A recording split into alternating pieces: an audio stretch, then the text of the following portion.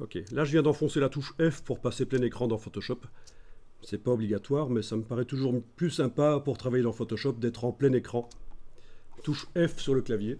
Ne demandez pas si c'est F6, F5 ou quoi. C'est la touche F tout simplement. C'est F6 ou c'est F5?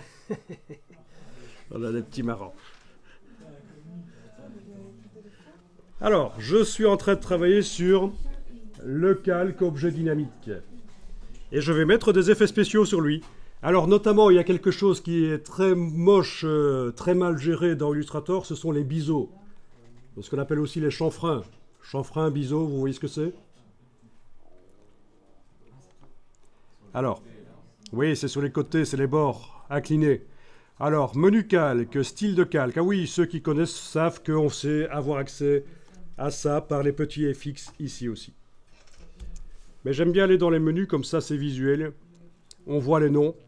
Menu calque, style de calque, biseautage et estampage. Et là, vous allez... Ah, il me fait un truc bizarre avec mon vecteur. Tiens, bon, c'est pas grave. Vous allez mettre le biseau. Ben, le biseau, c'est le bord, quoi. C'est un bord comme ça. Et ça, faire ça dans Illustrator, c'est très difficile parce que ça suppose de mettre plusieurs contours superposés dans la palette aspect et leur donner une épaisseur différente. C'est vraiment chipot. Alors que dans Photoshop, c'est beaucoup plus facile. Donc autant utiliser les logiciels pour ce pourquoi ils sont le mieux, en fait. Hein.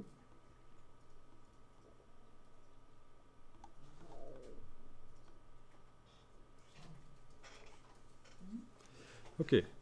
Alors bien sûr, j'ai juste un petit problème ici, c'est que vu que je mets un biseau externe, mon plan de travail n'est plus assez grand. Ben c'est pas grave, je vais l'agrandir.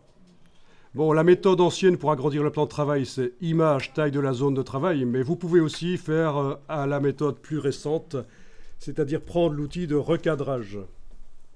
Vous activez l'outil de recadrage qui, comme son nom l'indique, sert à laisser tomber une partie de l'image recadrée. Sauf que, quand vous avez activé l'outil de recadrage et que vous prenez les poignées du coin et que vous éloignez, vous ajoutez de la zone en fait. Vous ajoutez de la zone là. Voilà.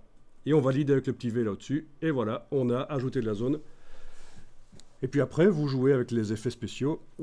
Calque, style calque, ombre, portée, etc. Vous testez. Donc, le fait d'avoir ouvert pour avoir la bonne taille d'image, ben, nous a quand même approché de la bonne taille d'image. Oui. Après, il faut s'en éloigner. Il faut s'en éloigner si je mets des effets spéciaux qui débordent. Voilà. Ok, donc, une ombre.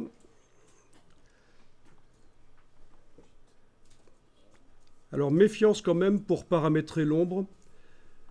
Si je n'ai pas un fond blanc derrière, je n'arrive pas à bien voir. Donc le calque d'en dessous, je vais peut-être le remplir par du blanc. J'active le calque d'en dessous. Édition remplir avec blanc. J'active le calque d'en dessous. Édition remplir avec blanc. Ok, donc l'ombre portée. Ok.